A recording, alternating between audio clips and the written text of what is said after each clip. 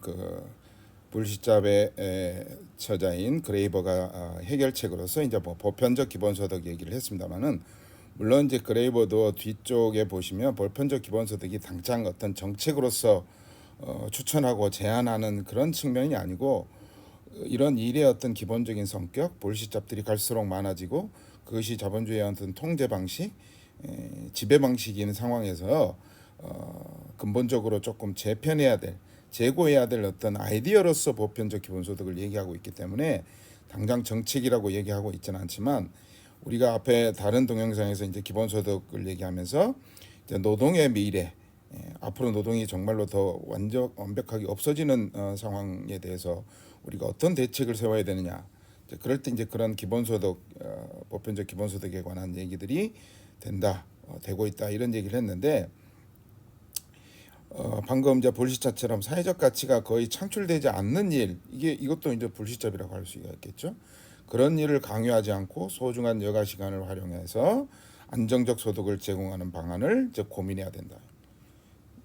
그래서 이거는 기존의 어떤 사회복지 시스템, 자본주의의 어떤 그 시스템을 보완하는 차원에서 사회복지제도 또는 사회보장 시스템, 이런 것과는 다른 경로로, 조금 더 근본적인 경로로 이런 그 기본소득이 이제 제한되고 있다라고 하는 점들을 우리가 조금 한번 다시 리마인드 좀 해야 될 것 같고, 특히 이제 4차 산업혁명, AI 기술 발전, 이런 것들로 인해서 임금이 감소하고 노동이 경제적으로 불필요해질 때 일과 소득을 배분하기 위해서 현재의 어떤 경제제도, 경제 시스템을 어떻게 개혁해야 될지를 고민해야 되는 차원에서 기본소득의 아이디어가 이제 생긴다, 이런 얘기를 했습니다.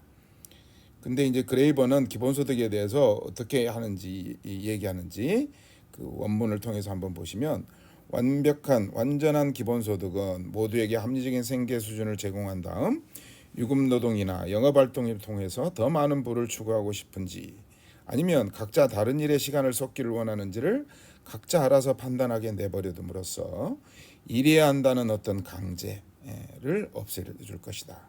기본소득이 그런 기능을 하게 될 거라는 거죠. 아니면 아예 재화를 분배하는 더 나은 방식을 개발하는 길을 열어줄지도 모른다. 명백히 이 모든 것이 인간이 강제가 있어야 노동을 하는 것이 아니라, 혹은 적어도 강제가 있어야만 쓸모 있거나 타인에게 이롭다고 여겨지는 일을 하는 것이 아니라는 가정에 근거하고 있다.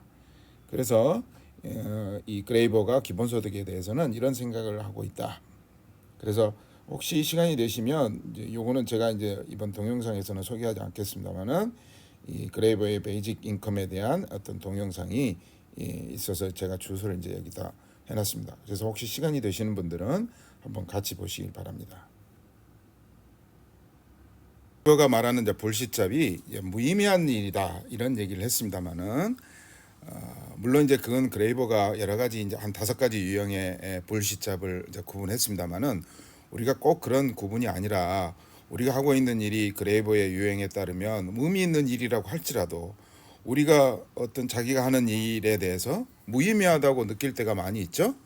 그래서 이 같은 다큐멘터리에 있는 것인데, 재밌는 통계 그 그림이 있어서 한번 여러분들한테 설명드리려고 이 그림을 준비했습니다. 어떠세요? 이거는 이제 각 국가별로 이렇게 비교를 한 건데, 인게이드, 굉장히 일에 내가 직장 다니면서 몰입한다. 그 다음에 not engage는 뭐예요? 대충 한다. 그 다음에 미저러블이라고 하는 건 뭘까요? 우리 요즘에 많이 얘기되고 있는 번아웃 현상, 번아웃. 내가 정말 일을 하면서 굉장히 피곤하고 지치고 아주 내가 비참한 존재로 느낄 정도로 일을 열심히, 그러니까 소진되는 현상. 그래서 그걸 국가별로 표시를 했는데, 이 한국에 저기가 있네요. 그래서 인게이지 되는 사람의 비중은 어때요? 굉장히 높지 않죠. 이렇게 하얀 지금 막대 그래프인데, 그 다음에 not engage는 뭐예요? 대충 한다. 뭐 조금 의역해 보면 이런 말이 되겠죠. 상당히 높죠. 한 50% 이상이 다 넘고 있고. 그 다음에 miserable, 이 번아웃 현상에 이제 시달리는 사람들의 어떤 비중이라 그럴까요? 이게 한 20% 가까이, 18, 9%, 한 20% 가까이 되죠. 우리나라도 꽤 높은 축에 속하죠.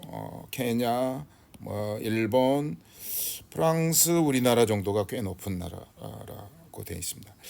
그래서 자신이 하는 일이 무의미하게 느끼는 것도 굉장히 우리가 이 자본주의 아까 통제 방식 얘기했습니다만은 굉장히 로드를 많이 주는 이제 이런 차원에서 번아웃이고, 이런 번아웃 현상에 대해서 잠깐 얘기를 해보려고 합니다. 결국 이것은 뭐냐면 번아웃은 일과 직업의 미스매치의 문제다. 그래서 그 번아웃을 일으키는 가장 첫 번째 현상은 이그저스천, 그러니까 소진. 내가 더 이상 이 일을 나는 할 수 없어. 그래서 개인적으로 굉장히 스트레스를 받고 있고, 굉장히 이 몸과 마음이 이제 지친 이런 것이 이제 하나, 이제 번아웃의 이제 특징을 세 가지를 얘기하고 있는데, 그 다음에 번아웃 상태에 되면 냉소주의에 빠지게 된다. 그래서 직업에 대해서 굉장히 부정적인 반응을 보이게 된다는 거죠. 굉장히 냉소주의. 잘할 수 있겠어? 뭐 일을 해봐야 뭐 별로 의미가 있겠어? 이제 이런 얘기가 두 번째 특징인 것이고, 그 다음에 작업의 비효율이 또 동시에 발생한다는 거죠. 그래서 부정적인 자기평가, 나는 할 수 없을까요? 내가 이 일을 잘못했을까, 잘못할지 모르겠다라고 하는 어떤 두려움, 또 자기가 어떤 성공적인 일을 했음에도 불구하고 굉장히 부정적으로 자기 평가를 내리고, 그래서 영혼의 상처를 입게 되고, 나의 미래가 있을까? 이런 생각에 빠져들면 빠져들수록 작업 효율이라든지 이런 어떤 능률이 오르지 않는다라고 하는 이런 이제 세 가지 특징을 들고 있고, 이런 번아웃 현상들이 발생할 때 이 일에 대해서 무의미하게 느끼고 또 냉소주의에 빠져들게 되고 효율도 오르지 않게 되는 이런 것을 이제 번아웃이라고 우리가 얘기할 수 있겠죠. 자, 그래서 이런 잡과 일과 어떤 사람과의 이 미스매치 때문에 이제 이런 번아웃이 생긴다고 그랬는데, 그것을 그러면 일과 사람 사이에 어떻게 적절하게 이 핏이라고 하는 거는 잘 들어맞게 한다 이 말이잖아요. 이제 그러려면 어떤 이렇게 무의미하게 일을 느끼지 않을, 번아웃에 빠지지 않고 무의미하지 않게 느끼려면 어떤 것들이 필요하냐, 이걸 이제 이 다큐멘터리에서 제시를 하고 있는데, 첫 번째는 워크로드가 일단은 뭐 일 자체가 줄여야 되겠죠. 그 다음에 이 일에 대한 컨트롤, 내가 이 일을 통제하고 있다. 나의 어떤 계획대로 내 자율에 의해서 이 일을 계획하고 그런 방식으로 내가 계획하고 그 일을 해나가는 어떤 일에 대한 통제. 그 다음에 또 하나는 리워드. 리워드도 굉장히 중요하죠. 내가 일 열심히 일했는데 나한테 돌아오는 보수가 작다면 당연히 일과 직업, 그 사람 사이에 미스매치가 발생하는 것이죠. 그 다음에 이제 공동체. 뭐 그건 작은 단위의 회사 차원일 수도 있고, 아니면 내가 살고 있는 어떤 마을, 동네일 수도 있고, 그런 커뮤니티의 문제. 그 다음에 fairness, 그러니까 공정함. 예를 들면 똑같은 일을 하고서도 옆자리에 있는 친구들이 나보다 더 승진을 빨리 하고 월급을 더 많이 받는다면 공정하지 못하다고 느끼는 순간 나는 그 일에 대해서 내가 스스로 내가 일을 못했나?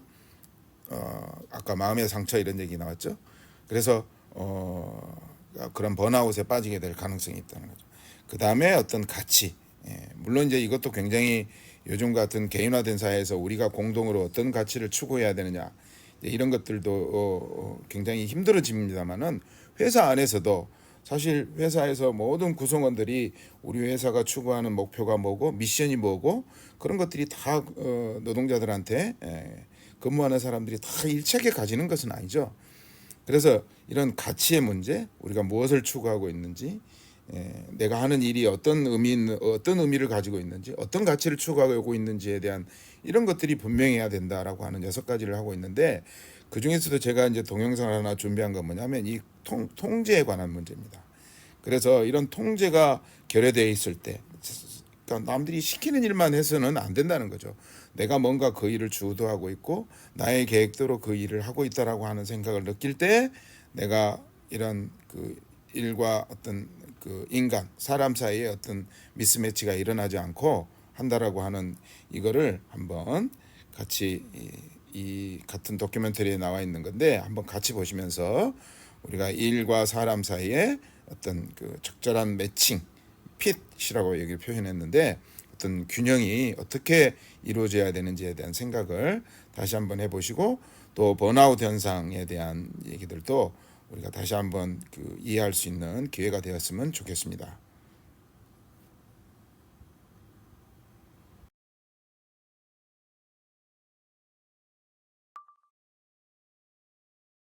Children first figure out that they are separate from the world around them when they realize they can have predictable effects. And he has a scenario where, say, a child is moving his arms around and he moves a pencil. There's a pencil there and it rolls down the table. And he figures out what happens. He moves his hand again, it rolls a little further. This is great. Oh my God, I am an entity that can have effects on things. And that's the moment you realize you were a person. And there is a world, and they're not the same thing.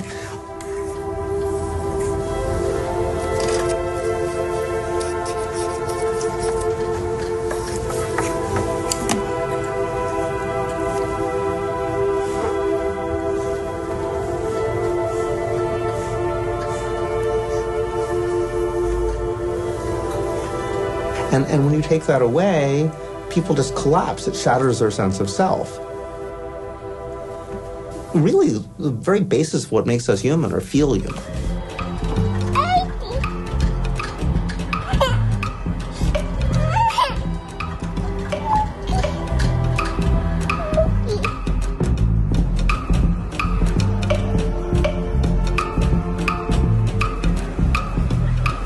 It strikes me that we need to reevaluate what we see as valuable in labor. Because if we've got to a situation where millions and millions of people around the world are coming into work every day saying there is no social value in what I do, it's pointless. There is a clash between what the market dictates, what our economic system identifies as valuable, and what people actually feel in their hearts as valuable. There's a disjuncture. People feel there's something terribly wrong. They have some kind of notion that real work meets people's needs, desires. It's about furthering something in humans that we wish to further.